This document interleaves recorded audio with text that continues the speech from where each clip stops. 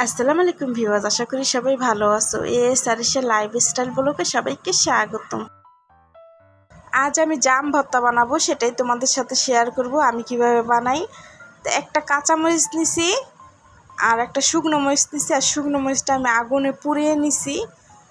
তো ওই শুকনো মরিচটা নিয়ে নিছি আর লবণ দিয়ে আমি ভালো করে ডলে নেব শুকনো মরিচটা।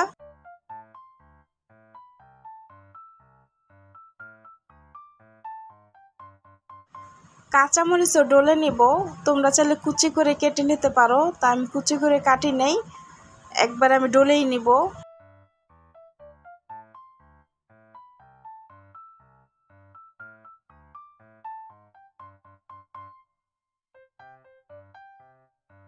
হাতে মেখে ভর্তাটা বানাইলে অনেক ভালো হয়।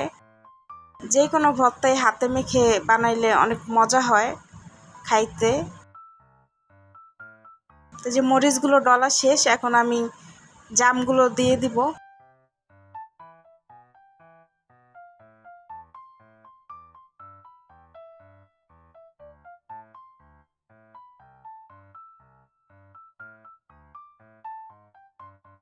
চিনি দিয়ে দিব।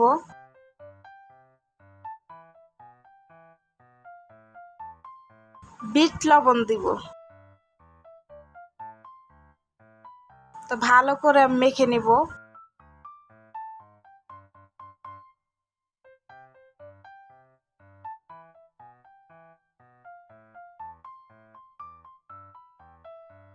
আমার ভিডিওটি যদি ভালো লাগে সাবস্ক্রাইব, লাইক, শেয়ার করে আমার পাশে থেকে বন্ধুরা।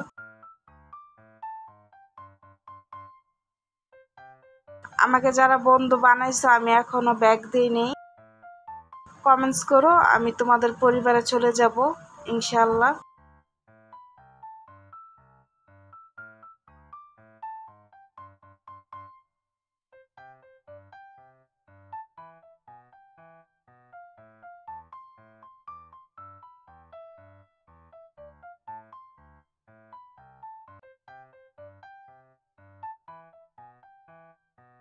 এই যে দেখো আমি ভালো করে মেখে নিতেছি। আমি একটু খেয়ে দেখছিলাম ঝালটা কম হয়েছে, তাই একটু গুঁড়ো মরিচ দিয়ে দিতেছি। গুঁড়ো মরিচটা দিয়ে আমি একসাথে মেখে নিব। আর আমি হাত দিয়ে মেখে নিতেছি, তোমরা চাইলে একটা বয়মের ভিতরে মরিচ পরে জাম দিয়ে একসাথে ওই বয়মের ভিতরে দিয়ে ভর্তাটা বানিয়ে নিতে পারো। তো হাত দিয়ে মেখে ভর্তাটা আমি বানাইতেছি, যেহেতু বাসায় বানাইতেছি। আর এই ভর্তাটা খাইতে কিন্তু অনেক মজা হয়।